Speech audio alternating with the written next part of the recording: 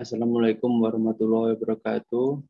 Perkenalkan, nama saya Dandi Setiawan dengan NIM C1B020007 dengan mata kuliah Manajemen Mutu Terpadu dengan dosen pembimbing yaitu Bapak Bambang Purnomo SEMM. Di sini saya akan mengambil perusahaan JNT Express untuk tugas manajemen mutu terpadu hari ini. Di sini saya akan menceritakan sedikit sejarah tentang perusahaan JNT Express. PT Global Jet Technology Express atau JNT Express mulai berdiri dan beroperasi sejak 1 November 2015 dan diresmikan pada tanggal 20 Agustus 2016 yang didirikan oleh mantan CEO Oppo Indonesia bernama Mr. Jet Li dan pendiri Oppo Internasional yang bernama Mr. Tony Chen yang berasal dari Tiongkok. Dahulu PT JNT Express hanya melayani pengiriman produk Oppo. Seiring dengan berjalannya waktu, perusahaan berkembang dan melihat peluang di bisnis pengiriman barang yang berkembang pesat. PT JNT Express menggandeng artis sekaligus host ternama yaitu Deddy Corbuzier sebagai brand ambassador. Dan saat ini JNT Express telah menjangkau seluruh Indonesia dengan 1.300 kantor cabang drop point dan 55 gudang penyimpanan gateway, lebih dari 700 armada dan 1.500 sumber daya manusia berdasarkan data tahun 2017. Yang selanjutnya yaitu visi misi JNT. Visi dari JNT yaitu memajukan dan mengembangkan perusahaan jasa titipan atau kargo dengan manajemen resiko yang handal, terkemuka dan dipercaya oleh masyarakat di seluruh Indonesia, serta mensejahterakan masyarakat kurang mampu. Untuk misi JNT sendiri yaitu satu, menyediakan produk jasa angkutan atau titipan ke seluruh pelosok Indonesia dengan mengutamakan kepuasan customer. Yang kedua, menyelenggarakan kegiatan usaha yang menciptakan iklim kerja yang kondusif bagi komunitas perusahaan untuk berkontribusi secara maksimal demi pertumbuhan dan kelangsungan hidup perusahaan. Yang ketiga, yaitu menjalankan bisnis kargo atau jasa titipan dan manajemen risiko secara etikal untuk meningkatkan nilai pemegang saham secara maksimal. Untuk selanjutnya itu pelayanan JNT Express. Ini ketika sebelum terjadi di era pandemi.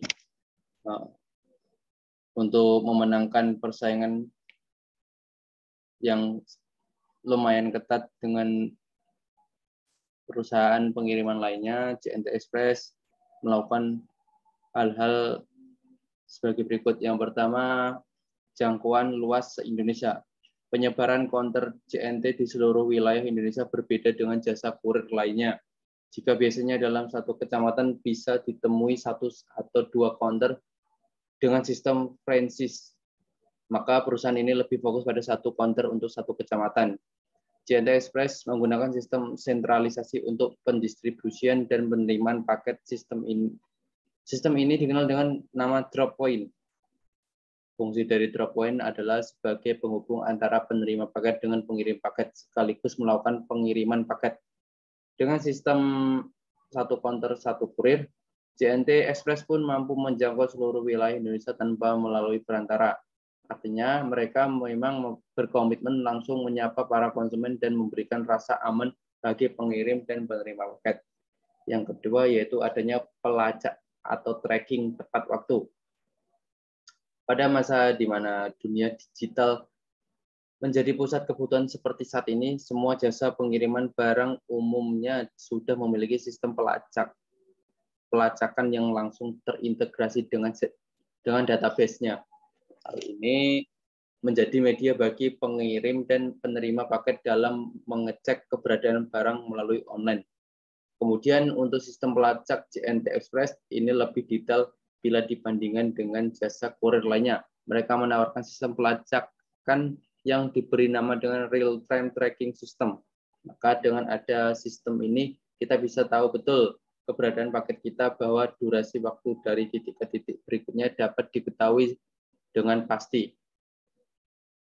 Nah, di saat masa pandemi di awal tahun 2020 kemarin, atau 2 tahun yang lalu, JNT Express mendukung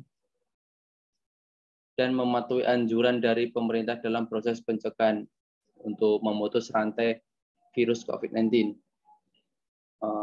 Sejak Maret 2020, JNT Express menerapkan standar pencegahan dalam operasional penggunaan masker bagi seluruh karyawan. Penyortiran paket pun dilakukan dengan menggunakan sarung tangan serta melakukan disinfeksi pada setiap paket yang dikirimkan. JNT Express juga memanfaatkan penggunaan mesin sortir otomatis di sejumlah kota besar seperti Jakarta, Bandung, Surabaya, dan Semarang. Hal tersebut dilakukan untuk meminimalisir adanya kontak secara langsung antara pekerja dengan setiap paket yang dikirimkan. Dengan layanan pergantian alamat, JNT Express memungkinkan penerima untuk tetap dapat menerima paketnya.